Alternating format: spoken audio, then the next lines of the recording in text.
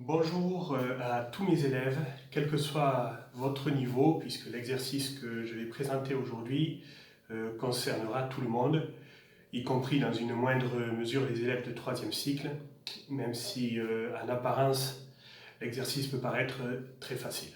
Alors cet exercice, ce n'est pas moi qui l'ai inventé, bien entendu, comme vous pouvez le voir sur le tableau derrière moi, il s'agit du code Morse. Je précise que ce ne sont pas non plus les phoques sur la banquise qui ont inventé le code Morse, contrairement à ce que j'ai pu entendre quelquefois. Alors je ne sais pas si c'est très important de savoir que c'est monsieur Samuel Morse qui a inventé, mais en tout cas ça m'embêterait qu'on croie que ce sont des Morses sur la banquise qui l'ont inventé. Voilà.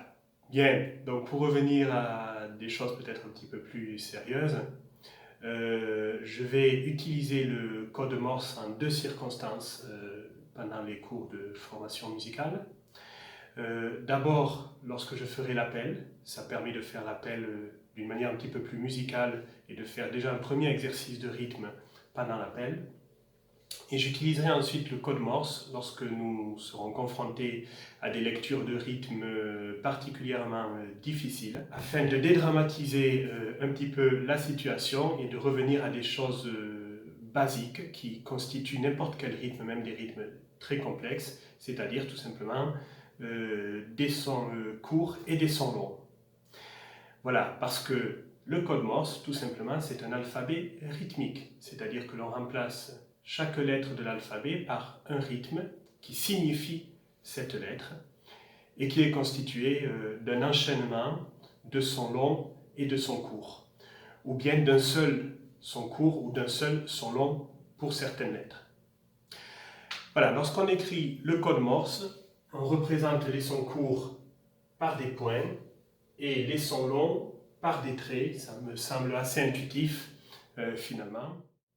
Le code Morse, ça va être aussi l'occasion de prendre conscience de l'importance des silences.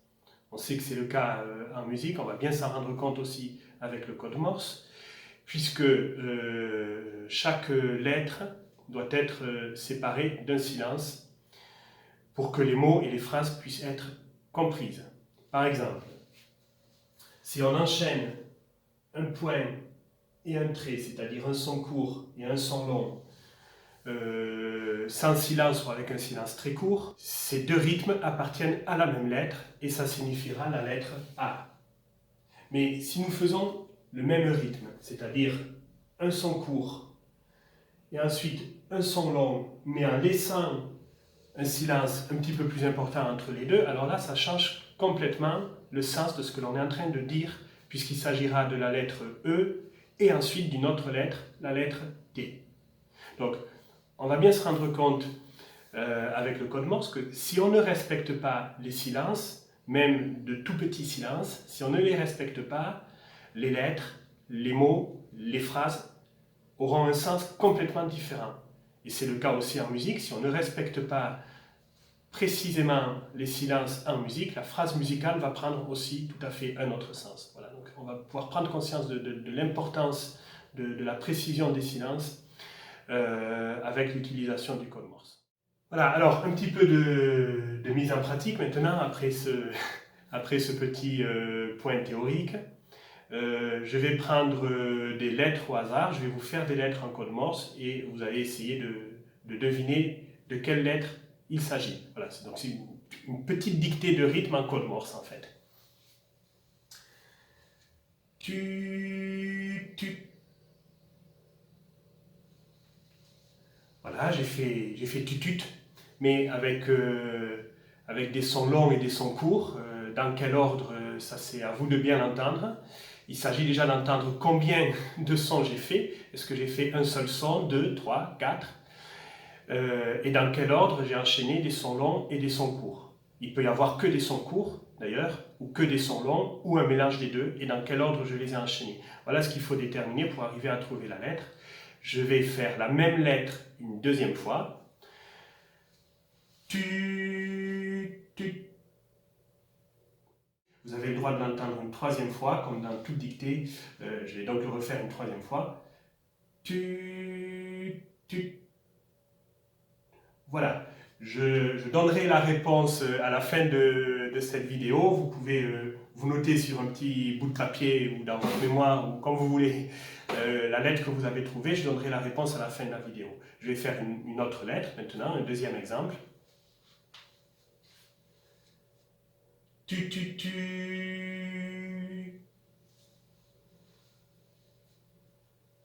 Voilà, je refais.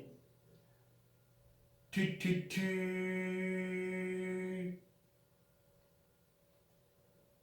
Je vous laisse un petit peu réfléchir et regarder le tableau. Alors, je précise, bien sûr, que je ne demanderai à personne d'apprendre par cœur le code Morse, hein, évidemment. Hein. Chacun aura le code Morse devant les yeux.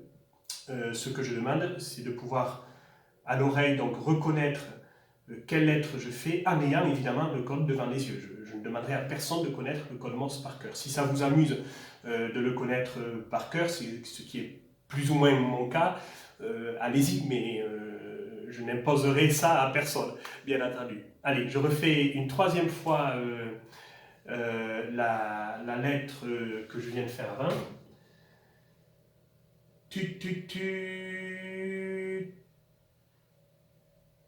Et voilà pour cette deuxième lettre dont je donnerai la réponse à la fin de la vidéo.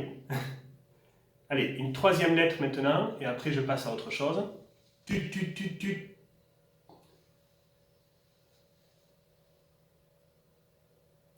Je refais.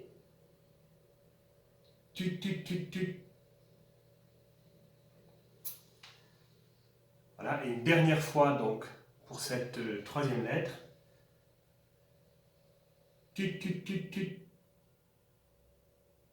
Voilà. Eh bien, j'espère que vous avez trouvé les trois lettres que je viens de prendre en exemple pour illustrer le code Morse. On pourrait faire ensuite donc, des enchaînements de lettres. C'est peut-être ce que je vais montrer maintenant avec des prénoms, puisque j'utiliserai le code Morse pour faire l'appel au début du cours. Donc je vais vous montrer un petit peu ça. Voilà, alors je vais maintenant jouer quelques prénoms choisis au hasard sur mes listes en code Morse, donc en rythme, pour vous montrer comment va se passer l'appel en début de cours. Donc je tiens à préciser que je n'appellerai pas à chaque cours tous les élèves en code Morse, surtout en premier cycle. Ça prendrait tellement de temps qu'on passerait tout le cours à ne faire que ça au détriment d'autres choses, donc il n'en est absolument pas question.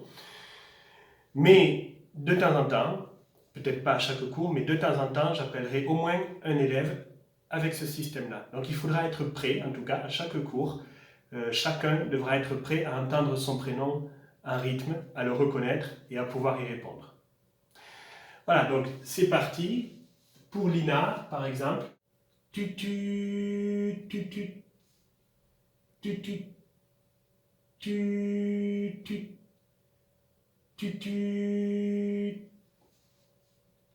Voilà, au lieu de faire tutut, parce que je sais pas, ça fait peut-être un petit peu klaxon, j'en sais rien.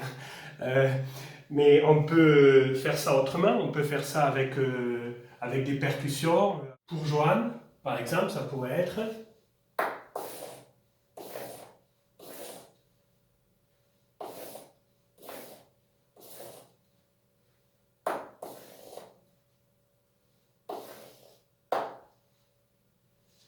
Voilà, ça peut se faire comme ça. Hein.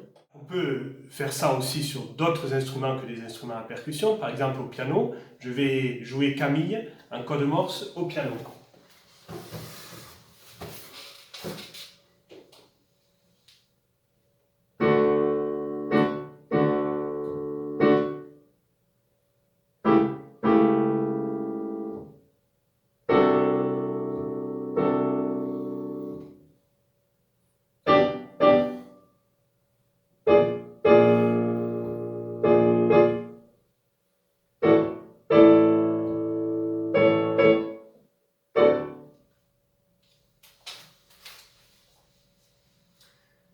Et puis un dernier exemple avec Manuel que je vais jouer au violoncelle.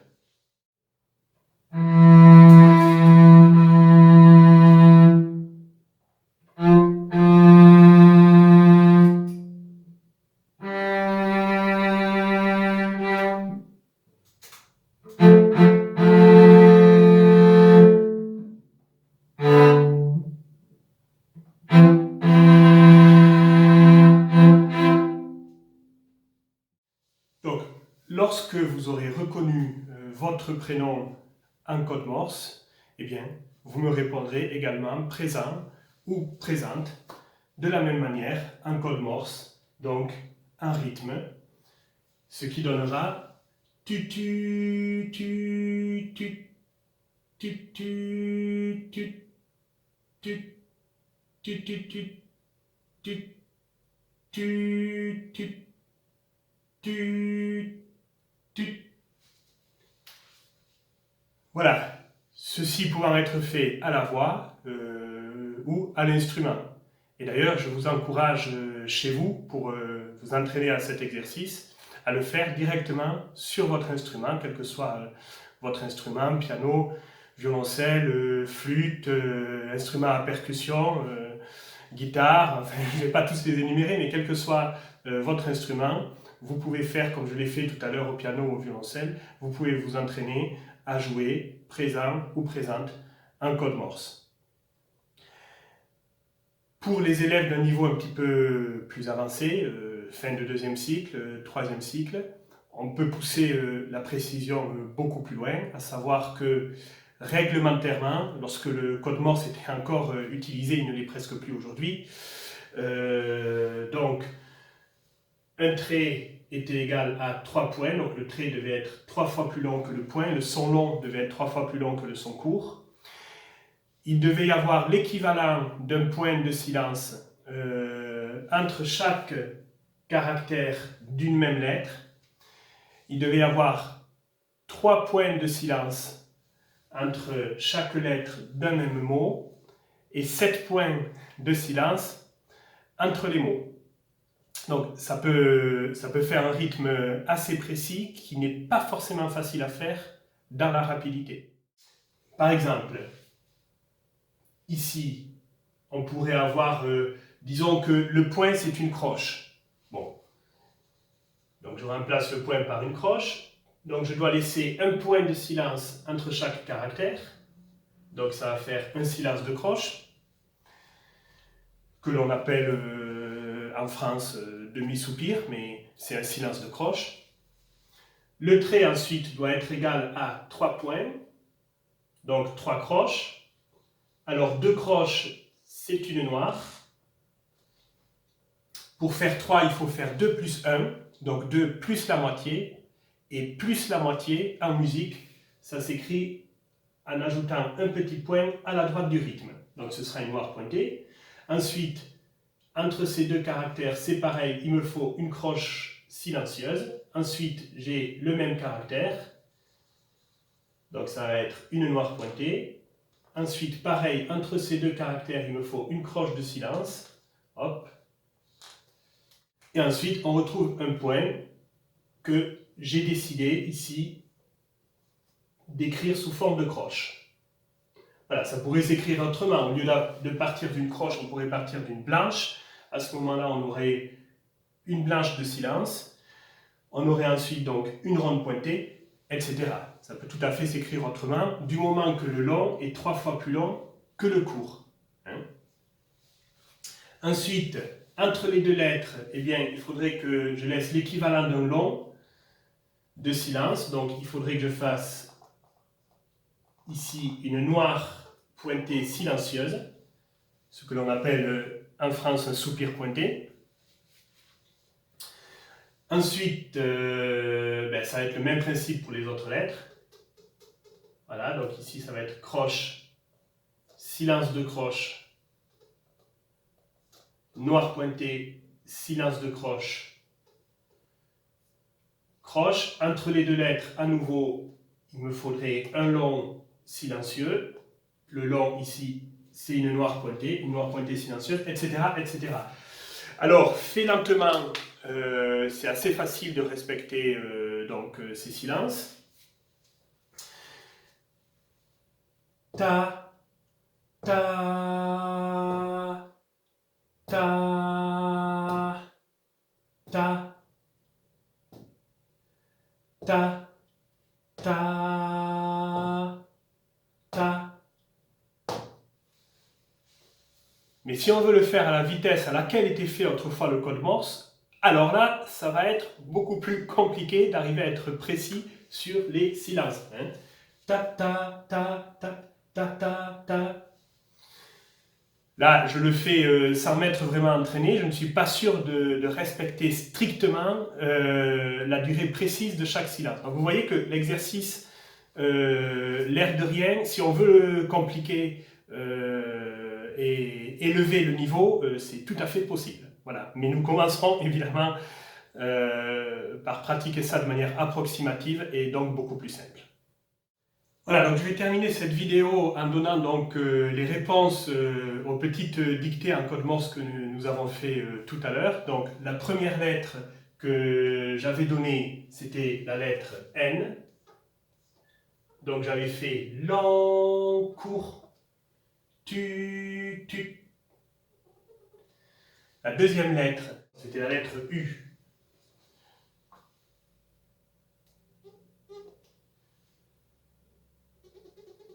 J'avais fait tu, deux courts longs. Et la troisième lettre que j'ai donnée, c'était la lettre H. Tu. Là, il y avait 4 sons, mais les 4 étaient de la même durée, les 4 étaient courts. Tu.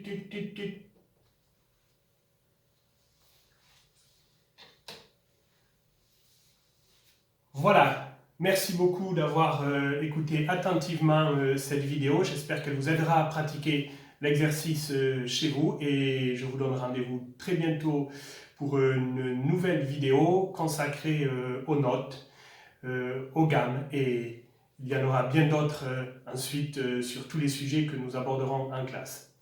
Merci beaucoup, à très bientôt.